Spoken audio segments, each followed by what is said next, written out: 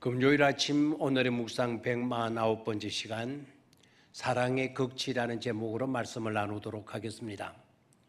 오늘 우리가 묵상하게 될 본문의 말씀은 누가복음 6장 27절, 28절 두 절의 말씀입니다.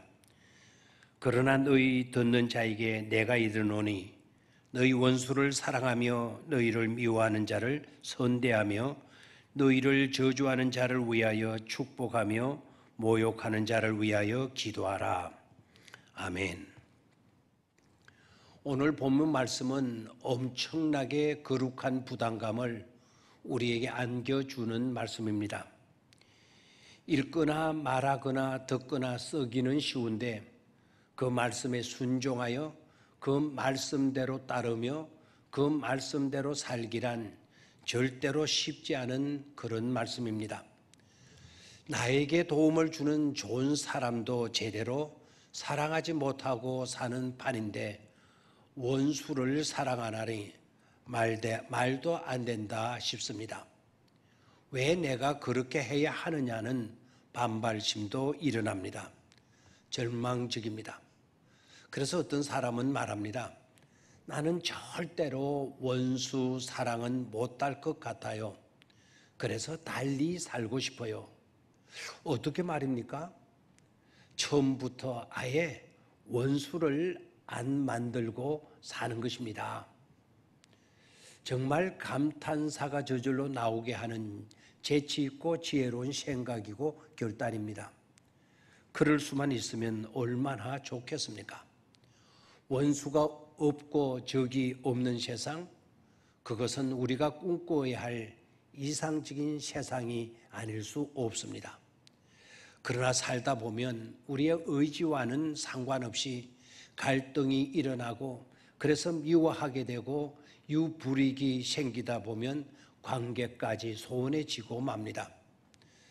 그런데 주님은 그렇게 하라고 하셨고 그것도 영원토록 변함없는 성경에 기록해 놓으셨습니다. 이제 우리가 할 수 없다고 찢어낼 수도 없고 못 본 채 지나칠 수도 없습니다. 파격적입니다. 그렇다면 주님은 우리가 살 수도 없는 것을 명령하시는 것일까요? 그건 아닙니다. 그렇게 무정하고 잔인하신 분이 아니십니다. 자, 그렇다면 무엇 때문일까요? 바로 태도입니다. 사랑의 한계를 긋고 어디까지는 되고 어디까지는 안 된다는 태도를 가지지 말라는 것입니다. 진정한 사랑에는 제한이 없다는 것입니다. 그래서 하나님께서 우리를 사랑하시는 것도 가능한 것입니다. 또한 이 말씀은 오히려 긍정적인 생각을 가지고 적극적으로 도전하며 살라는 것입니다. 더 나아가 이 말씀은 우리가 그리스도의 장성한 분량까지 성장하고 성숙해 가야 한다는 것을 의미하기도 합니다. 이 세상에서, 아니 인류 역사 가운데서 누가 이렇게 역설적으로 말씀하셨습니까? 원수를 사랑하라고 그렇게 말씀하시고 그렇게 사신 분은 예수님밖에 없습니다. 원수를 사랑하고 미워하는 자를 선대하고 저주하는 자를 축복하고 모욕하는 자를 위하여 오히려 기도해 주라고 말입니다. 그런데 아셔야 합니다.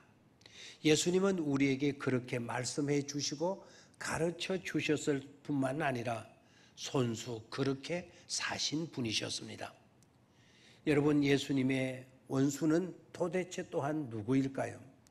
우선 이렇게 질문하면 1차적으로는 예수님을 십자가에 못 박은 사람들이라고 생각할 수 있습니다.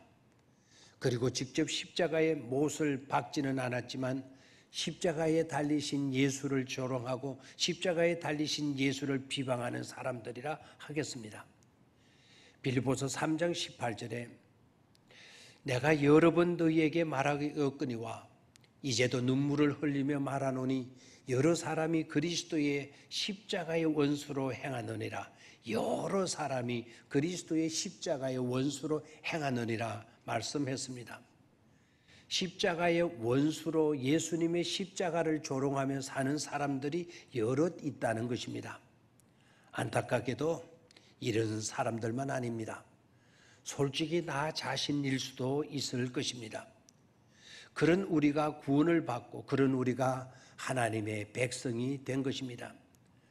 로마서 5장 10절에서 사도 바울이 여전히 이렇게 또 말씀합니다. 곧 우리가 하나님의 원수 되었을 때 그의 아들의 죽으심으로 말미암아 하나님과 화목하게 되었은즉 화목하게 된 자로서는 더욱 그의 사랑하심으로 말미암아 구원을 받을 것이니라. 아멘. 우리도 따지고 보면 주님의 원수였다는 것입니다. 그런데 십자가의 구원이 우리에게도 임하여 주님은 원수 같은 우리도 사랑해 주신 것입니다. 그러므로 원수를 사랑하라는 이 말씀이 그렇게 힘들지라도 힘들어도 미워하며 사는 것은 더욱더 더 힘든 것임을 알고 더욱 사랑하기 위해서 노력해야 하겠습니다. 조금이라도 더 사랑하기 위해서 노력해야 하겠습니다.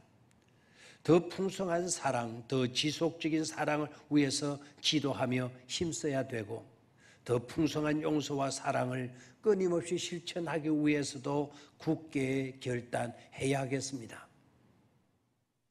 언젠가 이 땅에서의 우리의 삶이 마감될 날이 오게 될 터인데 그때 어떤 것이 아쉬움이 되겠습니까?